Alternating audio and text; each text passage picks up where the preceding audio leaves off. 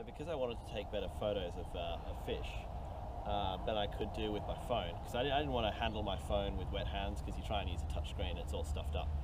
So I went online, I looked for waterproof cameras, and I looked at some compact cameras, you know, the tough waterproof ones, and then I came across this one by Nikon called the AW1, and it's like a more traditional style camera.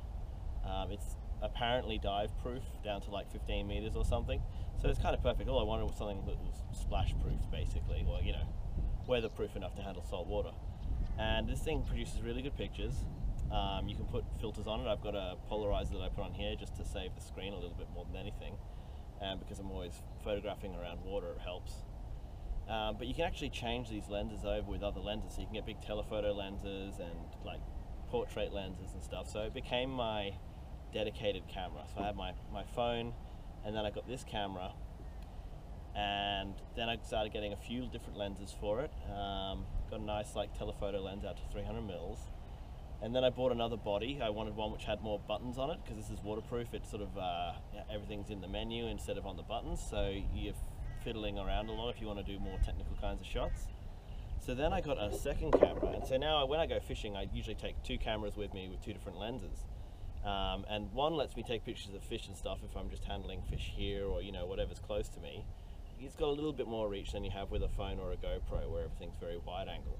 And then I tend to take another camera with me. Because these cameras are so small, they take up no space in my tackle pod here. They just rest on top of my battery, and it's all good. And it gives me the ability to shoot pictures of fish, or shoot pictures of other people's fish, or record video of other people like pulling a fish in from, you know, across the lake, basically, which you can't do if you've got a GoPro and a whale jumps in front of you. It's like 4 pixels in the distance, so you need that length of a lens to be able to, you know, take a picture of your mate or something, unless you're like in his lap. So this is actually my ridiculously big lens. This is a 70 to 300 mil lens, so that's at 300 mils. It's a big lens. This is a normal telephoto lens on a big camera, but there's an adapter for it. I've got it on my teeny tiny camera here, and it basically turns into a telescope. So it's equivalent to about an 800 mil lens in like a big 35 mil format, which lets you take pictures of the moon, like decent pictures of the moon with this thing. So if someone catches a fish on the other side of the goddamn lake, I can get a pretty good portrait out of it. And it's also really, really good for catching, you know, pictures of birds and stuff as they're flying around. So really good wildlife setup. This is an awesome, very cheap. So the camera's like this is about 150 bucks, this camera, and the lens is 150 bucks as well. So super cheap, and it does everything from, like, you know, like my close-up work to the moon. I have taken pictures of the moon, good pictures with this thing.